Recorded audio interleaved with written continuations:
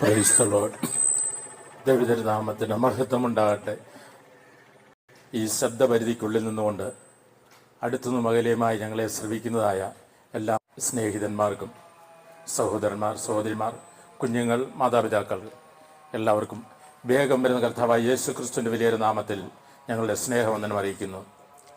ഇന്ന് പ്രഭാതത്തിൽ ഇന്ത്യ പെന്തക്കോസ്ത് ദൈവസഭ പാറത്തോട് സെൻ്ററിൻ്റെ ആഭിമുഖ്യത്തിൽ മദ്യത്തിനും മയക്കുമരുന്നിനും എതിരായി ഒരു ബോധവൽക്കരണവും സുവിശേഷ സന്ദേശവും ഇന്ന് പകൽക്കാലം ഈ ദേശത്തും ചില നിമിഷങ്ങൾ അറിയിക്കുവാനായി അഞ്ജലിപ്പ എന്ന ഈ സ്ഥലത്തിൻ്റെ ഭാഗമായി നിൽക്കുന്ന ഈ സ്ഥലത്ത് കടന്നു വന്നുകൊണ്ട് മാറ്റമില്ലാത്ത കർത്താവിൻ്റെ സുവിശേഷം അറിയിക്കുവാൻ കർത്താവിൻ്റെ ശ്രേഷ്ഠദാസന്മാരായ ഞങ്ങൾ പല സ്ഥലത്തു നിന്ന് ഇവിടെ കടന്നു വരുവാനിടയായിത്തീർന്നു.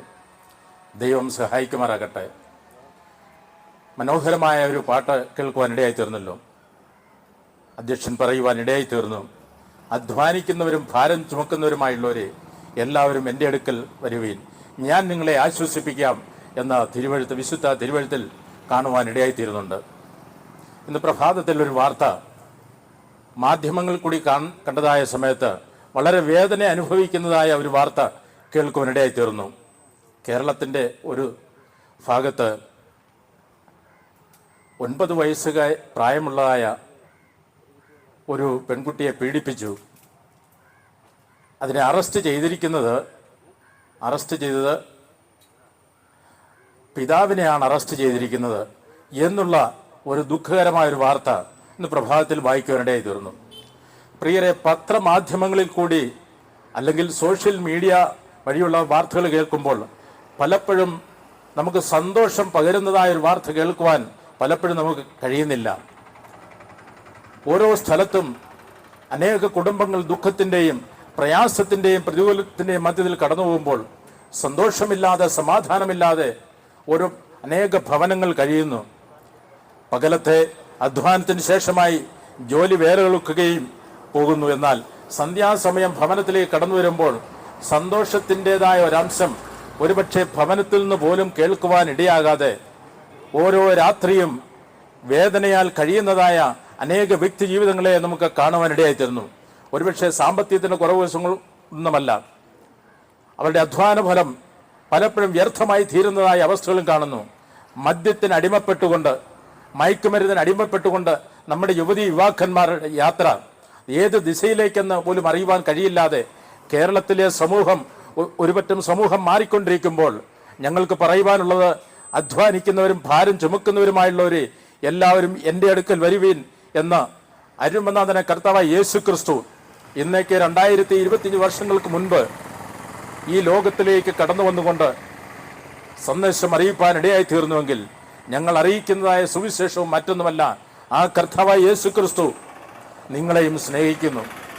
പ്രിയ സ്നേഹിത, നിങ്ങൾ എന്ത് ഭാരത്തിലായിരുന്നാലും പ്രയാസത്തിൻ്റെ മധ്യത്തിലായിരുന്നാലും യേശു നിങ്ങളെ സ്നേഹിക്കുന്നു. സഹോദര, സഹോദരി, നിങ്ങളെ യേശു സ്നേഹിക്കുന്നു എന്നുള്ളതായ വാർത്ത ഇന്ന് പകൽക്കാലം ഞങ്ങൾ പ്രഖ്യാപിക്കുവാൻ ആഗ്രഹിക്കുന്നു. ഒരുപക്ഷെ മനോവേദനയിലായിരിക്കുന്നുവെങ്കിൽ, നിങ്ങൾ യേശുവിനെ കണ്ടെത്തുന്നുവെങ്കിൽ, ഇന്നേക്ക് കാലഘട്ടത്തെ തന്നെ രണ്ടായി തിരിച്ചുകൊണ്ട്, AD എന്നും BC എന്നും തിരിച്ചുകൊണ്ട്, ഈ കാലയളവിനെ തന്നെ വിഭാഗിച്ചുകൊണ്ട് കടന്നു വന്നവനായ കർത്താവായ യേശു ക്രിസ്തു, നമുക്കറിയാം അനേക ഗുരുനാഥന്മാർ അല്ലെങ്കിൽ മഹാത്മാവെന്നറിയപ്പെടുന്ന അനേക വ്യക്തി ജീവിതങ്ങൾ ഈ ലോകത്തിൽ കടന്നു വന്നു. അവരെല്ലാവരും തന്നെ മൺമറഞ്ഞു പോയതായി കാണുന്നു. അവരുടെ ആരുടെയും ശവകുടീരം ഇന്നും തുറക്കപ്പെടാതെ മൺമറഞ്ഞു കിടക്കുമ്പോൾ നമുക്കറിയാം നമ്മുടെ ഭാരതത്തിൻ്റെ മഹാത്മാഗാന്ധിജി, അദ്ദേഹവും ഈ അനേക സത്പ്രവൃത്തികളൊക്കെയും ചെയ്യുവാൻ ഇടയായി തീർന്നിട്ടുണ്ട്. എന്നാൽ അദ്ദേഹവും മൺമറഞ്ഞു പോയി, ഓർമ്മയിൽ മാത്രം നിലനിൽക്കുന്നു. എന്നാൽ ഞങ്ങൾ പ്രസംഗിക്കുന്ന കർത്താവായ യേശു ക്രിസ്തു അത് നിത്യജീവനെ പ്രദാനം ചെയ്യുന്നു. ആ ക്രിസ്തുവിനെയാണ് ഞങ്ങൾ പ്രസന്റ് ചെയ്യുന്നത്. ആ ക്രിസ്തുവിനെ ഞങ്ങൾ ഉയർത്തിക്കാട്ടുന്നു. അഖിലാണ്ടത്തിൻ്റെ ഇടയവനായ കർത്താവ്. തിരുവഴുത്തിൽ ഇപ്രകാരം ഒരു പുസ്തകമുണ്ട്, ദാനിയേൽ പ്രവചനം എന്നുള്ളൊരു പുസ്തകം. ദാനിയേൽ പ്രവാചകൻ എഴുതിയിരിക്കുന്നു, സർവശക്തനായ ദൈവം, അവൻ്റെ വാക്കിനെ ആർക്ക് തടയുവാൻ കഴിയും? ആർക്ക് തൻ്റെ വാക്കിനെ തടയുവാൻ കഴിയും? എന്ന് ദാനിയേൽ പ്രവാചകൻ ചോദിക്കുന്നു. അവനാൽ അസാധ്യമായ ഒന്നുമില്ല എന്ന് തിരുവചനം പഠിപ്പിക്കുമ്പോൾ ആ കർത്താവായ യേശു ക്രിസ്തുവിന്റെ പാദാന്തിയെ കടന്നു വരുന്നുവെങ്കിൽ, ഇതാ ഒരിക്കൽ അരുമനാഥന കർത്താവായ യേശു ക്രിസ്തു ഈ ലോകത്തിൽ താനായിരുന്നതായ സമയം അനേക രോഗികളെ സൗഖ്യമാക്കുവാൻ ഇടയായി തീർന്നു. തൻ്റെ അടുക്കൽ കടന്നു വന്നതായ ഒരു വ്യക്തി ജീവിതത്തെ പോലും താൻ വൃഥാവായി താൻ പറഞ്ഞു വിട്ടിട്ടില്ല. തന്നെ തൊട്ടവർ, താൻ തൊട്ടവർ സൗഖ്യമായിരിക്കുന്നുവെങ്കിൽ, പ്രിയ സ്നേഹിത, നിങ്ങൾ ഏതു ഭാരത്തിലായിരിക്കുന്നുവോ, യേശുവിൻ്റെ അടുക്കൽ കടന്നു വന്നാൽ നിങ്ങൾക്ക് സൗഖ്യമുണ്ട്. യേശുവിൻ്റെ അടുക്കൽ കടന്നു വന്നാൽ, ഈ വചനത്തിൽ വിശ്വസിക്കുവാൻ കഴിയുന്നുവെങ്കിൽ, മാറ്റമില്ലാത്തൊരു വചനം, ദൈവീക വചനം, വിശുദ്ധ തിരുവെഴുത്തായിരിക്കുന്ന ആ ബൈബിൾ നിങ്ങൾക്ക് പഠിക്കുവാൻ കഴിഞ്ഞാൽ, നിങ്ങൾക്ക് വിശ്വസിക്കുവാൻ കഴിഞ്ഞാൽ, യേശു നിങ്ങളെ സന്ദർശിപ്പാൻ ഇടയായിത്തീരും. നിങ്ങൾ ഭവനത്തിലേക്ക് കടന്നു വരുവാൻ ഇടയായിത്തീരും. ഒരിക്കൽ യേശു ക്രിസ്തു ഇതാ കുഷ്ഠരോഗിയെ സൗഖ്യമാക്കി തിരുവെഴുത്തിൽ കാണുന്നു. അതേ പ്രകാരം തന്നെ മറ്റൊരു ഭാഗത്ത് കാണുന്നു, പ്രകൃതിയെ നിയന്ത്രിച്ചവനായ കർത്താവ്, കടലിന്മേൽ നടന്നതായ കർത്താവ്, വെള്ളത്തിന് ഉപരിയിൽ കൂടി നടന്നതായ കർത്താവ് ഇതാ ഒരിക്കൽ താൻ ശിഷ്യനുമായി പടകിൽ സഞ്ചരിച്ചതായ വേളയിൽ കാണുന്നു, കാറ്റ് പ്രതികൂലമാകയാൽ കടൽ ഇളകി മറിയുവാൻ തുടങ്ങി. ഓളങ്ങൾ, തിരമാലകൾ ഒന്നിനു പിറകെ ഒന്നായി തങ്ങളെ മുക്കിക്കളയുവാൻ തുടങ്ങിയതായ നിമിഷം അരുമനാഥന കർത്താവ് യേശു ക്രിസ്തു എഴുന്നേറ്റ് നിന്നുകൊണ്ട് കാറ്റേ അടങ്ങുക എന്ന് പറഞ്ഞപ്പോൾ കാറ്റടങ്ങിയതായി കാണുന്നു. എന്ന് പറഞ്ഞാൽ അതിന്റെ അർത്ഥം ഇതാണ്, പ്രകൃതിയെ നിയന്ത്രിക്കുവാൻ കഴിവുള്ളവനായ കർത്താവിൽ നിങ്ങളുടെ മനസ്സിനെ ഒന്ന് ഉറപ്പിക്കുവാൻ കഴിഞ്ഞാൽ, അതല്ല രോഗിയായി ഭാരപ്പെടുന്നുവെങ്കിൽ, നിങ്ങൾ യേശുവിന്റെ അടുക്കൽ കടന്നു വരുന്നുവെങ്കിൽ രോഗത്തെ സൗഖ്യമാക്കുവാൻ കഴിയും. മാത്രമല്ല തിരുവഴുത്തിൽ ഇപ്രകാരം കാണുന്നു, പാപിനിയായ ഒരു സ്ത്രീ യേശുവിന്റെ അടുക്കൽ കടന്നു വന്നുകൊണ്ട് പാപക്ഷമ യാചിക്കുന്നതായി കാണുന്നു. പ്രിയ സ്നേഹിത, പാപത്തിന് അടിമപ്പെട്ടുകൊണ്ട് നാം നിലനിൽക്കുന്നു എങ്കിൽ സൗഖ്യമാകുവാൻ കഴിയുകയില്ല. പല രോഗങ്ങളും വിറ്റമിൻസിന്റെ കുറവ് കൊണ്ട് ഉണ്ടാകുന്ന രോഗങ്ങളുണ്ട്, അല്ലെങ്കിൽ ആഹാരത്തിന്റെ കുറവ് കൊണ്ടൊക്കെയും നമുക്ക് രോഗങ്ങൾ ഉണ്ടാകാറുണ്ട്. എന്നാൽ തിരുവെഴുത്ത് പറയുന്നു, അത് മാത്രമല്ല, പാപം മുഖാന്തരവും രോഗത്തിന് അടിമപ്പെട്ടുകൊണ്ട് നമ്മുടെ ജീവിതത്തെ വ്യർത്ഥമാക്കി കളയുന്നതായ അവസ്ഥയിലേക്ക് മാറുന്നുണ്ട്. പ്രിയരെ, യേശു പറയുന്നു, ഞാൻ നിന്റെ പാപത്തെ മോചിച്ച് തന്നിരിക്കുന്നു എന്ന് പാപിനിയായ സ്ത്രീയോട് പറയുമ്പോൾ തിരുവചനം പഠിപ്പിക്കുന്നത് ഇപ്രകാരമാണ്, പാപത്തെ ക്ഷമിക്കുന്നൊരു കർത്താവുണ്ട്, രോഗത്തെ സൗഖ്യമാക്കുന്നൊരു കർത്താവുണ്ട്, പ്രകൃതിയെ നിയന്ത്രിക്കുന്നൊരു കർത്താവുണ്ട്, ഒരു രക്ഷിതാവുണ്ട് എന്ന് ഞങ്ങൾ വിളിച്ചു പറയുകയാണ്. മാത്രമല്ല, പാപത്തെ ക്ഷമിച്ചുകൊണ്ട് നിത്യജീവനെ പ്രദാനം ചെയ്യുന്നൊരു കർത്താവ്. നിങ്ങൾക്കൊരു നിത്യജീവനെ പല മതങ്ങളും പഠിപ്പിക്കുന്നുണ്ട്. മരണത്തിന് ശേഷമായി ഒരു ജീവനുണ്ട്, അല്ലെങ്കിൽ മറ്റൊരു വസ്തുവായി കടന്നു വരുന്നു എന്നൊക്കെയും പഠിപ്പിക്കുന്നതായ ഇസങ്ങളെയൊക്കെയും കാണുവാൻ ഇടയായി തീരുന്നുണ്ട്. എന്നാൽ തിരുവെഴുത്ത് പഠിപ്പിക്കുന്നു, നിങ്ങൾ ജനിച്ചു മരിച്ചു ക്രിസ്തു യേശുവിൽ, യേശു ക്രിസ്തുവിന്റെ രക്തത്തിൽ വിശ്വസിക്കുന്നുവെങ്കിൽ, യേശു ക്രിസ്തുവിനെ സ്വന്തം രക്ഷിതാവായി സ്വീകരിക്കുന്നുവെങ്കിൽ നിങ്ങളുടെ പാപത്തെ ക്ഷമിക്കുന്ന ഒരു കർത്താവുണ്ട്. ആ കർത്താവ് നിങ്ങൾക്ക് നിത്യജീവനെ പ്രദാനം ചെയ്യുവാനിടയായി തരും. പ്രിയരെ, നിങ്ങൾ ഇന്ന് ഏത് അവസ്ഥയിലായിരിക്കുന്നുവോ ആ അവസ്ഥയിൽ നിന്നുകൊണ്ട് തന്നെ ഒരല്പസമയം നിങ്ങളെ തന്നെ ഒന്ന് ശോധന ചെയ്യുവാൻ, നിങ്ങളെ തന്നെ ഒന്ന് മനസ്സിലാക്കുവാൻ, നിങ്ങളെ തന്നെ ഒന്ന് ചിന്തിപ്പാൻ ഇടയായി തരട്ടെ.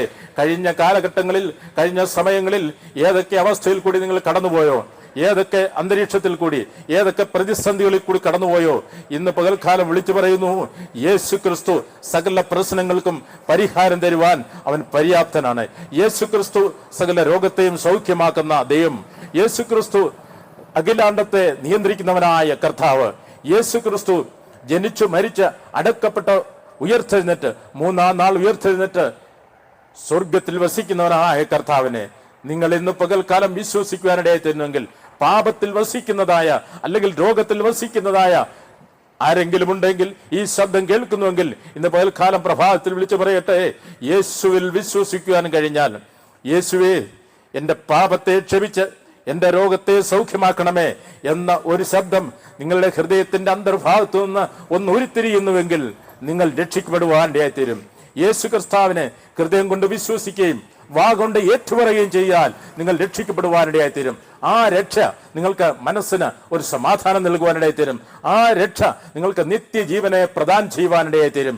ഇന്ന് പകൽക്കാലം ഓർപ്പിക്കട്ടെ, മദ്യത്തിനും മയക്കുമരുന്നിനും അടിമപ്പെട്ട് ജീവിതത്തെ വൃഥാവാക്കി തീർക്കുവാനല്ല, സന്തോഷത്തിന്റെയും സമാധാനത്തിന്റെയും ഈ സുവിശേഷം കേൾക്കുന്ന പ്രിയപ്പെട്ടവരെ, ആരെങ്കിലും ദുഃഖത്തിലായിരിക്കുന്നുവെങ്കിൽ, ആരെങ്കിലും പ്രയാസത്തിലായിരിക്കുന്നുവെങ്കിൽ, ഇന്ന് പകൽക്കാലം ഈ സത്യവചനത്തിൽ വിശ്വസിക്കുവാൻ കഴിയുന്നുവെങ്കിൽ, അരുമനോദന കർത്താവായ യേശു ക്രിസ്തുവിനെ ഹൃദയം കൊണ്ട് വിശ്വസിക്കുകയും വാ കൊണ്ട് ഏറ്റുപറയുകയും ചെയ്യുന്നുവെങ്കിൽ, ഇന്ന് പകൽക്കാലം ഈ നിമിഷം തന്നെ നിങ്ങൾ രക്ഷിക്കപ്പെടുവാൻ ഇടയായിത്തീരും.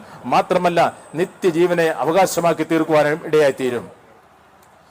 ഇന്ന് പകൽക്കാലം അല്പസമയം ഈ മാറ്റമില്ലാത്ത സന്ദേശം അറിയിക്കുവാൻ ഞങ്ങളെ ഈ സ്ഥലത്തേക്ക് വരുത്തുവാനിടയായി തീർന്നല്ലോ. ആരൊക്കെ ഈ സന്ദേശം ശ്രവിപ്പാനിടയായി തീർന്നുവോ? എൻ്റെ യേശു ജീവിക്കുന്നു, ആയതിനാൽ ഞാനും ജീവിക്കുന്നു. ഇവിടെ കടന്നു വന്നിരിക്കുന്ന കർത്താവിൻ്റെ ദാസന്മാർ കഴിഞ്ഞ കാലഘട്ടങ്ങളെ നോക്കുമ്പോൾ ഒരുപക്ഷെ മദ്യത്തിനോ അല്ലെങ്കിൽ മയക്കുമരുന്നിനോ അടിമപ്പെട്ടതായ ചില നിമിഷങ്ങൾ ചെറുപ്പ കാലഘട്ടങ്ങളിൽ ഉണ്ടായിരുന്നേക്കാം. എന്നാൽ അവയെല്ലാം വിട്ടൊഴിഞ്ഞുകൊണ്ട് ഇന്ന് പകൽക്കാലം നിങ്ങളുടെ സന്നിധിയിൽ കടന്നു വന്നുകൊണ്ട്, നിങ്ങളുടെ മധ്യത്തിൽ കടന്നു വന്നുകൊണ്ട് ഈ സുവിശേഷം അറിയിക്കാൻ പ്രാഗൽഭ്യമുള്ളതാക്കി തീർത്തതായി യേശു ക്രിസ്തുവിന്റെ സ്നേഹമാണ്, യേശു ക്രിസ്തുവിന്റെ വചനമാണ്. ഇന്ന് പകൽക്കാലം ഈ വചനത്തെ ഒരിക്കൽ കൂടി വിളിച്ചറിയിക്കുന്നു. മറ്റൊരുത്തരും രക്ഷയില്ല, നാം രക്ഷിക്കപ്പെടുവാൻ ആകാശത്തിന്റെ കീഴിൽ മനുഷ്യരുടെ ഇടയിൽ നൽകപ്പെട്ട വേറെ ഒരു നാമവുമില്ല എന്ന് ഇന്ന് പകൽക്കാലം ഞങ്ങൾ ശക്തിയോടെ വിളിച്ചറിയിക്കട്ടെ. ഈ യേശുവിൽ വിശ്വസിക്കാൻ കഴിഞ്ഞാൽ പ്രിയ സ്നേഹിത, നിങ്ങൾക്ക് രക്ഷയുണ്ട്, നിങ്ങൾക്ക് ഒരു മാനസാന്തരം, നിങ്ങളുടെ മനസ്സിൻ്റെ ഒരു മാറ്റമുണ്ടാകുവാനിടയായി തീരും. ആ മാനസാന്തരത്തിലേക്ക് സർവശക്തനായ ദൈവം നിങ്ങളെ സഹായിക്കട്ടെ എന്ന് ആഹ്വാനം ചെയ്തുകൊണ്ട് ചെറിയ വചനത്തിൽ നിന്ന് ഈ സമയം നിർത്തുന്നു. ദൈവം നമ്മെ എവരെയും അനുഗ്രഹിക്കുമാറാകട്ടെ.